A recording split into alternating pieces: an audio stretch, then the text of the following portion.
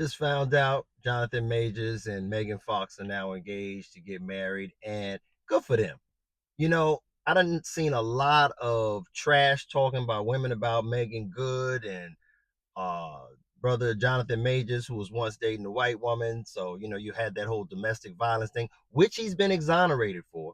And you had Megan Good, who was married to some kind of pastor, and it didn't work out because it seemed like she wanted to be for the streets and be an actress and just kind of do her thing.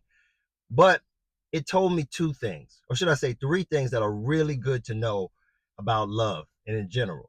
Number one, you can always get a second chance at love. Number two is that the Tia Mowry mindset is not the right way to go for women who have already found relationships. And number three is we need to start thinking about what kind of person we need to be to attract a good person rather than just say, I'm praying for God to attract somebody. Now, when I say the first thing is that, you get a second chance at love.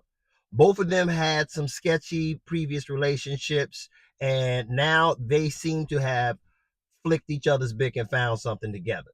Her, everybody was giving her a lot of heat, talking about she's been paying this man's bills and helping him with his child support and giving him money and etc. But that's her man and that's her money. So that's none of y'all business. And the other thing was, sisters kind of walked away from Jonathan Majors whenever he was dating a white woman.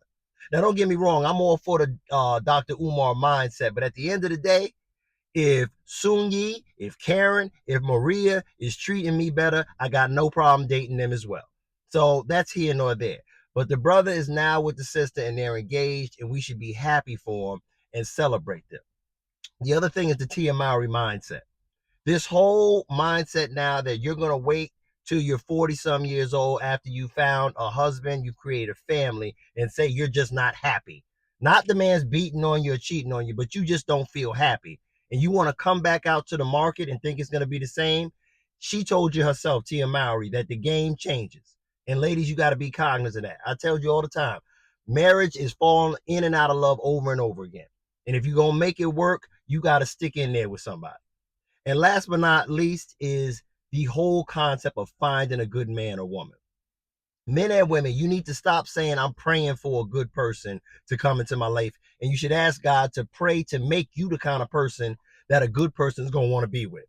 As far as the women, you should be praying that God is making you a more open, nurturing, loving, sensitive, kind woman rather than a combative, argumentative, angry, just loud, nasty strew.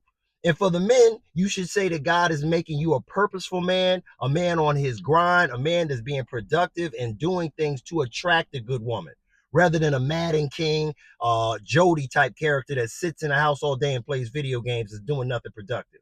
So at the end of the day, I'll say it again. What this is proving, and I hope you guys can take it in a positive way, is that you get a second chance at love, number one. Number two, the Tia Mowry thing is not the good way to go.